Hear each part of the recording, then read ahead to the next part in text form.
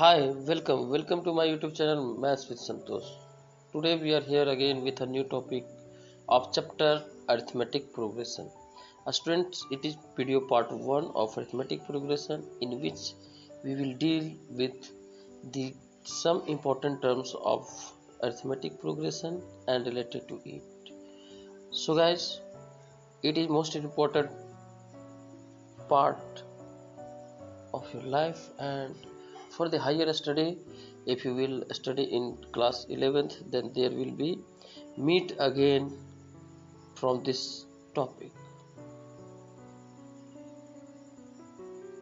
So guys, it is most important for class 10th as well as class 11th. So let's start. Students, if you are new in my YouTube channel, then at first subscribe my channel, like the video and share to your friends. Students, for more information and for getting a notification, press the bell icon. So students, today's topic is first, sequence. What is sequence? Number arranged in a definite order to definite rule are said to be in a sequence. Students, यहाँ पे हम लोग जानते हैं कि कोई भी numbers जो है, नंबर्स को जब हम लोग डेफिनेट ऑर्डर में अरेंज करते हैं कुछ सर्टेन रूल्स को फॉलो करते हुए, तो हम लोग इस पैटर्न को हम लोग जो अरेंजमेंट हुआ है असेंडिंग या फिर डिसेंडिंग ऑर्डर में, से मान लो नंबर 1 है, 3 है, 4 है, 5 है, etc है, तो इसे हम लोग क्या करते हैं 1, ये 2 है, तो इसको अरेंज करके जब हम लोग लिखते हैं 1 1 2 3 4 5 या फिर 5 4 3 2 1, तो इस ऑर्डर को हम लोग को क्या कहते हैं, एक सीक्वेंस कहते हैं। ये इसमें क्या है कि सर्टेन पैटर्न बन रहा है, इस नंबर्स को हम लोगों ने अरेंज किया है असेंडिंग और डिसेंडिंग ऑर्डर में। अब इसमें नेक्स्ट टर्म आता है इंपॉर्टेंट टर्म। टर्म किसको कहते हैं? First term, second term, third term. तो each number of a sequence, जो सीक्वेंस हम लोगों ने बनाया, जैसे 1 2 3 4 5 6, या फिर ऐसा भी हो सकता है 1 square, 2 square, 3 square, 4 square, 5 square, ये सब क्या है, ये सीक्वेंस है। तो इसमें जो हर एक नंबर है अपना पोजीशन को रखते हुए, हर एक नंबर्स को हम लोग इसका क्या कहेंगे, टर्म कहते हैं। जैसे जो नंबर फर्स्ट पोजीशन पे आता है इसको हम लोग क्या कहते हैं, फर्स्ट टर्म। जो सेकंड पर आता है इसको क्या कहते हैं, सेकंड टर्म। जो थर्ड पोजीशन पे आता है इसको कहते हैं थर्ड टर्म। इसे एंड सो ऑन, इसी तरह से आगे बढ़ते चला जाता है। जनरल टर्म का जो नोटेशन होता है इसको नोटेट करते हैं हम लोग AN से या फिर TN से। इसका मतलब हुआ जनरल टर्म या nth टर्म इसको बोलते हैं। इसको बोलते हैं हम लोग nth टर्म। जैसे हम लोग पढ़े थे 1 first term, second term, fourth term, third term, etc, तो लास्ट तक जाते जाते हम लोग nth टर्म तक एक ऐसा टर्म आएगा जो कि nth टर्म होगा, तो उसको नोटेट करने के लिए हम लोग जनरल नोटेशन लिखते हैं nth टर्म के लिए AN या फिर TN से इसको नोटेट करते हैं। स्टूडेंट्स, नेक्स्ट आपका पोर्शन यही है, nth term, the term occurring in the nth place of the sequence. Sequence के लास्ट nth पोजीशन पर जो नंबर होगा उस नंबर को हम लोग क्या कहते हैं, nth टर्म। ठीक है, यूजुअली डिनोटेड बाय, इसको हम लोग डिनोट करते हैं TN से या फिर AN से। नेक्स्ट है आपका प्रोग्रेशन। प्रोग्रेशन किसको कहते हैं? Progression is a part of sequence. Progression भी क्या है, सीक्वेंस का एक पार्ट है। That follow definite pattern are called progression. जो कि सीक्वेंस में क्या था कि हम लोग असेंडिंग या डिसेंडिंग ऑर्डर, मतलब सर्टेन डेफिनेट ऑर्डर में हम लोग सर्टेन रूल को फॉलो करते हुए नंबर्स को जो अरेंज करते थे, उस अरेंजमेंट को हम लोग क्या बोलते थे, सीक्वेंस। लेकिन अब यहाँ पे प्रोग्रेशन क्या होता है, प्रोग्रेशन इज अ सीक्वेंस, मतलब कि जो नंबर होगा ऑलरेडी अरेंज्ड होगा, लेकिन क्या होगा, डेफिनेट पैटर्न में अरेंज होगा, तो हम लोग उस सीक्वेंस को हम लोग क्या कहते हैं, प्रोग्रेशन। फॉर एग्जांपल से 1 2 3 4 5 6, या फिर लेते 2 4 6 8 10। तो अब यहाँ पे आप देख पा रहे हैं कि ये तो सीक्वेंस है, लेकिन इसका जो पैटर्न है वो डेफिनेट पैटर्न क्या हुआ कि इसमें सारा नंबर का जो डिफरेंस है वो क्या है, आपका सेम है। इसमें भी देखिए सारा नंबर का जो डिफरेंस है वो क्या है, सेम है। हर एक टर्म का डिफरेंस क्या होता है, सेम है। तो ऐसा प्रोग्रेशन को हम लोग क्या कहते हैं, ऐसा सीक्वेंस को क्या कहते हैं हम लोग, प्रोग्रेशन कहते हैं। चलिए नेक्स्ट है आपका, अब प्रोग्रेशन में हम लोग, प्रोग्रेशन बहुत टाइप का होता है, 3 टाइप का बेसिकली पढ़ना है, AP, GP और HP। 3 प्रोग्रेशन होता है, जो कि हम लोगों को पढ़ना है क्लास 11 तक। अभी हम लोग के लिए मेन इंपॉर्टेंट टॉपिक है ये अरिथमेटिक प्रोग्रेशन। एपी हम लोगों को पढ़ना है, AP arithmetic progression, GP geometric progression, harmonic progression. तो ये क्या होता है, ये सबका एक डेफिनेट पैटर्न है, सबको डेफिनेट रूल है, वो डेफिनेट पैटर्न या रूल को सिर्फ समझना है। उस तरह से अब ये सीक्वेंस क्या बन जाता है, आपका प्रोग्रेशन में बदल जाता है। जैसे एपी है तो एपी के लिए सर्टेन रूल क्या होता है, कहता है कि जो कंसेक्यूटिव टर्म्स होंगे, जैसे A1 और A2 है, तो ये दोनों का जो डिफरेंस होगा वो हमेशा सेम होगा। A2 minus A1 is equals to क्या होना चाहिए, A3 माइनस A2। मतलब कि हर एक टर्म का जो डिफरेंस होगा, कॉमन डिफरेंस इसको कहते हैं, वो कॉमन डिफरेंस क्या होगा, सेम होगा। जैसे 1 2 3 4 5 6 नंबर, तो यहाँ पे देखिए 2 माइनस 1 करेंगे तो 2 minus 1 is equal to 1। 3 minus 2 करो, कोई भी नंबर ले लो तो 3 माइनस 2 कंसेक्यूटिव कोई भी नंबर लेंगे तो उसका डिफरेंस 1 ही आएगा। जैसे 4 माइनस 5, 4 को 5 माइनस करो, सॉरी 5 माइनस 4, 5 माइनस 4 अगर करते हैं हम लोग तो 5 माइनस 4 भी क्या आता है, 1 आता है। इस केस में आप देख रहे हैं कि कोई भी नंबर्स का हम लोग डिफरेंस ले रहे हैं, इसमें कंसेक्यूटिव का प्रीसीडिंग टर्म से माइनस कर रहे हैं, तो इसका वैल्यू हमेशा क्या आ रहा है, सेम आ रहा है। तो इस सीक्वेंस को हम लोग क्या कहते हैं, इस प्रोग्रेशन को हम लोग कहते हैं अरिथमेटिक प्रोग्रेशन। ठीक है। अब जिसमें अब आता है common difference, important term common difference किसको कहते हैं। तो अभी हम लोगों ने देखा था कंसेक्यूटिव या सक्सेसिव टर्म्स का जो डिफरेंस था वो क्या कर रहा था, कॉमन आ रहा था। तो इसी कॉमन डिफरेंस, इसी डिफरेंस को कॉमन जो आता था, इसको हम लोग क्या कहते हैं, कॉमन डिफरेंस। इसको डिनोट करते हैं हम लोग स्मॉल डी से। देखिए यहाँ पे दी fixed number by which any two successive terms of an AP differ is called common difference of an AP and it is denoted by D। और D का मतलब हुआ D is equals to Tn minus Tn minus 1। Succeeding term minus preceding term का हमेशा जो value होगा वो same होगा, और वो जो सेम वैल्यू कांस्टेंट वैल्यू जो होगा उसी कांस्टेंट वैल्यू को हम लोग क्या कहते हैं, इसका कॉमन डिफरेंस कहते हैं। ठीक है। जैसे अभी हमने बताया आपको 1 2 3 4 था, तो इसमें अगर 2 माइनस 1 करते क्या आता है 1, 3 माइनस 2 करते क्या आता है 1। तो इसमें जो 1 आ रहा है, ये 1 आपका क्या हो गया, कॉमन डिफरेंस हो गया। नेक्स्ट है आपका arithmetic series. Students, arithmetic progression में जो नंबर था उस नंबर को हम लोग क्या करते थे, कॉमा से सेपरेट करते थे। तो ये आपका क्या था, अरिथमेटिक प्रोग्रेशन। अब इसी को अगर हम लोग सम के फॉर्म में लिखेंगे तो ये आपका क्या बन जाएगा, अरिथमेटिक सीरीज बन जाएगा। A series obtained by adding the terms of an AP is called arithmetic series।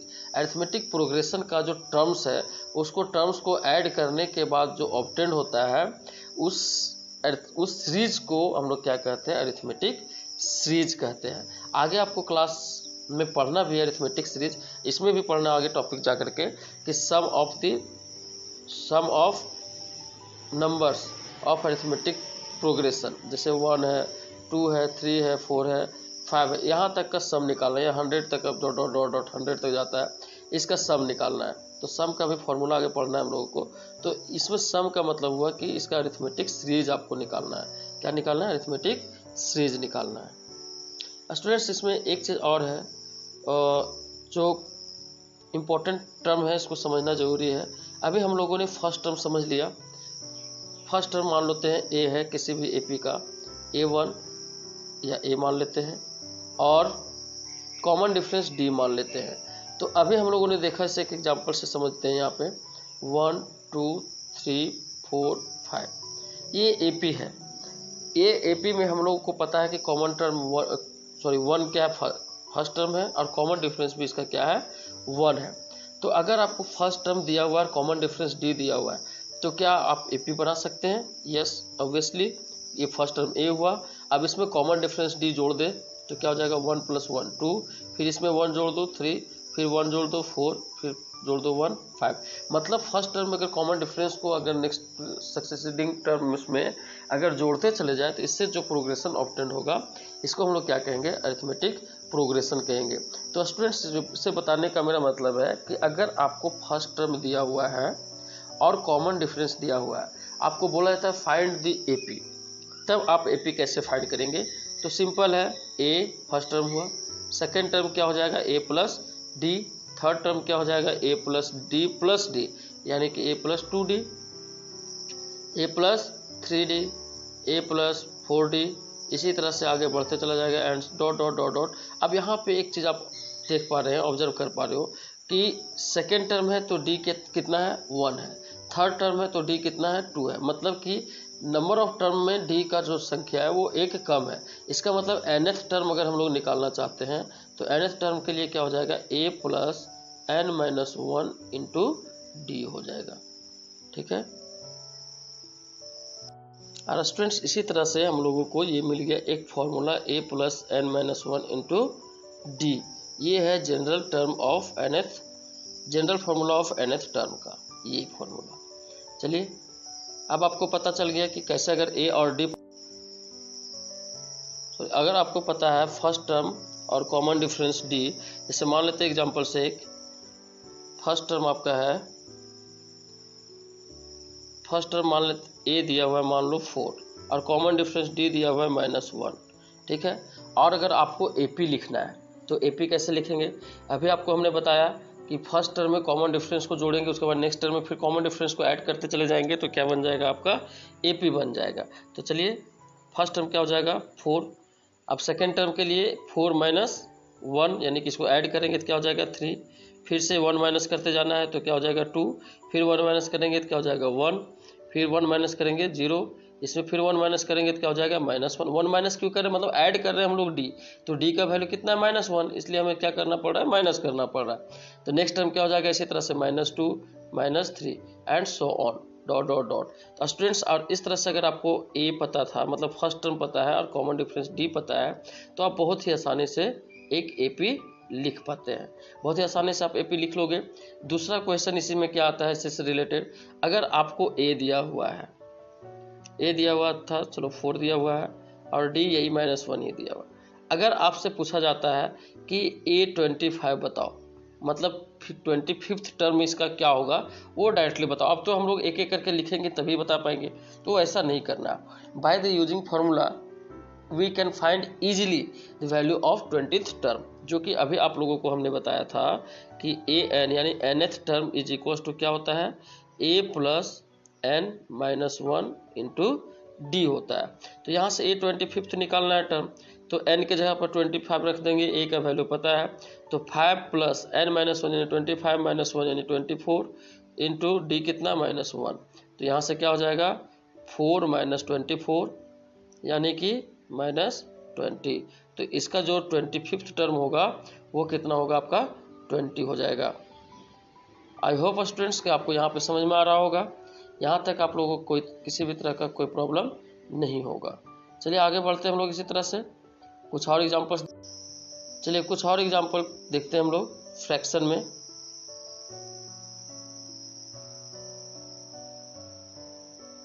जैसे a इक्वल्स टू अगर आपको दिया हुआ है 1 और d इक्वल्स टू दिया हुआ है -1/2, तब आपको निकालना है AP कि AP क्या होगा। तो क्या हो जाएगा a plus 1 a plus d, फिर a plus 2d a plus 3d, इस फॉर्मूला पे इसको पुट कर दो यानी कि 1। अब 1 में से 1/2 माइनस कर देंगे तो क्या हो जाएगा 1/2, 1/2 में से 1/2 माइनस कर दो। अब आगे क्या करेंगे 1/2 ऐड करते चले जाएंगे -1/2, तो ये 0, फिर -1/2, फिर क्या हो जाएगा -1 एंड सो ऑन। इस तरह से आपका क्या बना, एक AP बन गया और यही AP आपको फाइंड करना था। अगर कभी कभी आपको क्या करता है कि ये AP आपको दे दिया है फ्रैक्शन में और आपसे पूछता है कि इसका A बताओ, कॉमन डिफरेंस D बताओ, फिर 25th टर्म क्या होगा सो बताओ, तो आपको फर्स्ट टर्म आपको यहाँ से पता है कि A कितना है 1 है, D कितना है -1/2 है, ठीक है, निकाल करके हमें पता चल गया। अब उसके बाद हम लोग को 25th टर्म अगर निकालने बोलता है तो हम लोग फॉर्मूला का यूज़ करेंगे, an is equals to a plus n minus 1 into d, और इस फॉर्मूला के हेल्प से हम लोग क्या करेंगे सॉल्व कर लेंगे। चलिए स्टूडेंट्स इस तरह देखते हैं नेक्स्ट टॉपिक। नेक्स्ट टॉपिक में यही था जनरल टर्म जो कि हम लोगों ने डिस्कस कर रखा है। इसमें यह है general formula Tn is equals to a plus n minus 1 into d, जो कि हम लोगों ने अभी डिस्कस किया। हाँ, नेक्स्ट है the general term from the end of the AP। अब देखिए क्या होता है इसमें, ये नेक्स्ट इंपॉर्टेंट टॉपिक है। अब आपका था ए, मान लेते a plus d, a plus 2d और डॉट डॉट डॉट ये a plus n minus 1 into d, और लास्ट टर्म मान लेते हैं ये है l। ठीक है, तो अब आपको अभी हम लोगों ने निकाला 25th टर्म या 20th टर्म या फिर 10th टर्म, कोई भी निकालते थे तो फ्रॉम द फर्स्ट से 20th टर्म निकालते थे। लेकिन कभी कभी क्वेश्चन पूछ देता है, यही क्वेश्चन आपका बेसिकली आता है कि फ्रॉम द इन लास्ट से सेकेंड टर्म क्या होगा, मतलब लास्ट से सेकेंड, 1 2 3rd, मतलब लास्ट से सेकेंड टर्म क्या होगा, ये वैल्यू निकालना है। तो इसके लिए हम लोग क्या करना होगा, अब जो लास्ट टर्म है वो इसका क्या बन जाएगा, हमारा फर्स्ट टर्म बन जाएगा, और कॉमन डिफरेंस जो हो जाएगा वो क्या हो जाएगा, आपका नेगेटिव हो जाएगा। इसके लिए आपका फॉर्मूला जो है वो क्या बन जाएगा, a n from the last is equals to l minus n minus 1 into d. ज़्यादा कुछ चेंजिंग नहीं करते हम लोग, सिंपली जो भी कॉमन डिफरेंस होगा सिंपल निकालेंगे। लास्ट टर्म जो दिया हुआ है एल आपको दिया हुआ रहेगा, और जो कॉमन डिफरेंस आएगा उसको सिर्फ निगेटिव ले लेंगे। सिंपल फॉर्मूला जो हम लोग का पहले याद था ए एन वाला, उसमें पुट कर देंगे। ए के जगह पर एल लेंगे और डी के जगह पर, ए के जगह पे एल और डी के जगह पर माइनस डी, बस। और उसके बाद सिंपल फॉर्मूला यूज करके हम लोग सॉल्व कर लेंगे। चलिए देखते हैं, कुछ एग्जाम्पल से इसको समझते हैं। जैसे दिया हुआ क्वेश्चन कि फर्स्ट टर्म इसका, फर्स्ट टर्म से कोई मतलब ही नहीं है, लास्ट टर्म दिया हुआ है आपका, चलो फर्स्ट टर्म भी दे दिया, ठीक है। एल दिया, लास्ट टर्म दिया हुआ है 25, कॉमन डिफरेंस आपको मान लो दिया हुआ है, कॉमन डिफरेंस दिया हुआ था 2। अब कहता है फ्रॉम द इन, आप बताइए इसका कि 20th टर्म या फिर 5th टर्म क्या होगा, 5th टर्म इसका क्या होगा फ्रॉम द इन। तो कैसे निकालेंगे, एल यानी कि 25, ये कॉमन डिफरेंस जनरल दिया हुआ था तो माइनस हो जाएगा n माइनस 1, यानी कि n की जगह पर कितना हो जाएगा इंटू डी। चलो फॉर्मूला लिख लेते हैं, तो 25 माइनस 5 था n का वैल्यू, तो क्या हो जाएगा ये 4 इंटू डी कितना था 2, तो कितना हो जाएगा 25 माइनस 8, 25 में से 8 माइनस करेंगे कितना बचेगा, तो आपका हो जाएगा कितना 17, यानी कि फ्रॉम द एंड आपका 5th टर्म जो है वो कितना होगा, सीपी का 17th होगा, यानी कि 20th टर्म क्या हो जाएगा इसका 70। चलिए नेक्स्ट टॉपिक हम लोग देखते हैं इसी तरह से, selection of the term of an AP. अब ये बहुत इंपॉर्टेंट पोर्शन है ये भी आपका। इसमें हम लोग क्या करते हैं, सेलेक्ट करते हैं। जैसे आपको दिया हुआ है, कोई कहता है कि कोई एक ट्रायंगल है, इस ट्रायंगल में अब हमें पता है कि ट्रायंगल में 3 साइड होता है, तो इसका मतलब है कि 3 नंबर होगा। अब कहता है कि find the angles of a triangle, angles are in AP, angles are in AP and common difference d is इतना समथिंग, कुछ भी दिया हुआ है, एक केस दिया होगा। एक कंडीशन आपको पता है कि ए और डी, आपको जब तक नहीं पता होगा तब तक आप एपी नहीं निकाल सकते हैं। तो ए और डी 2 कंडीशन है, तो 2 इक्वेशन फिर चाहिए। यहाँ पे आपको एक ही इक्वेशन दिया रहता है, तो ऐसा जब आएगा, या फिर कभी कभी क्वाड्रिलेटरल दे देगा तो 4 का जरूरत पड़ेगा, पेंटागोन दे दिया तो 5 का जरूरत पड़ेगा, 5 नंबर्स का। तो इसके लिए एक फॉर्मूला है जिसको कि आप लोग को हमेशा याद रखना होगा। Selection of the terms of the AP, the terms of an AP must be selected in a such a way that on taking some of the terms unknown eliminated automatically, अपने हो जाएगा। तो to select terms of an AP with common difference d choose, अगर 3 number है तो 3 number के लिए AP कैसे लिखेंगे हम लोग, ए माइनस डी, ए और ए प्लस डी। इससे ऑटोमेटिक, इससे मान लो ट्रायंगल का जैसे हम लोगों ने एग्जांपल देखा था, तो ट्रायंगल के 3 एंगल हम लोग इस तरह से मानेंगे जो एपी में है, ये ऑलरेडी एपी में है, तो ये एंगल मानेंगे। First angle A minus D, second angle A, third angle A plus D. इससे हमें फायदा क्या होगा कि हम लोग जानते हैं कि एंगल का सम, किसी भी ट्रायंगल के एंगल का सम क्या होता है 180 डिग्री, तो तीनों को जोड़ देंगे यहाँ से, ए माइनस डी प्लस ए प्लस ए प्लस डी। तो यहाँ से हमें क्या मिल जाएगा, यहाँ से हमारा d d cancel, 3a is equal to 180, यानी a इक्वल टू 60। यहाँ से a का वैल्यू आसानी से मिल गया, अब d का वैल्यू दिया हुआ होगा, ठीक है, या फिर कोई कंडीशन दिया हुआ रहेगा, आसानी से a और d मिल गया, तो हम लोग, हमें क्या हो जाएगा, आसानी से एंगल हम लोग फाइंड कर सकते हैं। तो ये रहा बात 3 एंगल के लिए, मतलब 3 नंबर्स के लिए। अगर 4 नंबर्स रहते हैं एपी में, तो इसके लिए क्या होता है, इसके लिए आपको याद रखना है a minus 3d A minus D, फिर होता है ए प्लस डी और ए प्लस 3d। ये आपको याद रखना पड़ेगा। जैसे अब कोई क्वाड्रिलेटरल है, उसका 4 एंगल कहता है, एंगल्स अगर एपी में है तब सॉल्व करना है। उस केस में हम लोग 4 एंगल्स को एपी में इसको मानेंगे।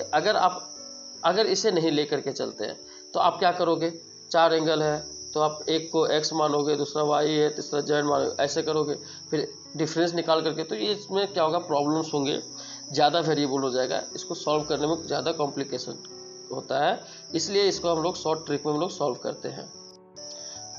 चलिए इसी तरह से हम लोग देखते हैं। अब अगर 5 टर्म होगा, 5 नंबर्स आपको एपी में होगा और उसको सेलेक्ट करना है, तो इसके लिए क्या करेंगे, a minus 2d, a minus D, a plus D, a plus 2d, 2 4 sorry, and a होगा यहाँ पे a minus 2d, a minus D, a plus D, a plus 2d। ये 5 टर्म के लिए है। इसी तरह से 6 टर्म के लिए क्या हो जाएगा, 6 टर्म्स के लिए आपका होगा a minus 5d, a minus 3d, a minus D, a plus D, a plus 3d and a plus 5d। आप 6 तक याद रखो, सफिशिएंट है। वैसे बोर्ड लेवल में आपका 3 to 4 मैक्सिमम 4 तक जाता है। बहुत अगर आपका थोड़ा सा कॉम्प्लिकेशन देना चाहा तो 5 तक दे सकता है, लेकिन आपको इतना याद रखना है basically for higher study also. चलिए स्टूडेंट्स, सम ऑफ टर्म्स जो है इसको हम लोग नेक्स्ट डे डिस्कस करेंगे, एंड अरिथमेटिक मीन्स भी हम लोग नेक्स्ट डे डिस्कस करेंगे। सो स्टूडेंट्स, अगर आपको वीडियो अच्छा लगा तो इसे लाइक करना ना भूलें, लाइक करें, और चैनल पे नए हैं तो चैनल को सबसे पहले सब्सक्राइब कीजिए, और अपने स्टूडेंट, अपने दोस्तों के साथ इसे शेयर करो। कोई भी डाउट हो कमेंट बॉक्स में जाकर के कमेंट करें, I will reply, it must be. Thank you, thanks for watching.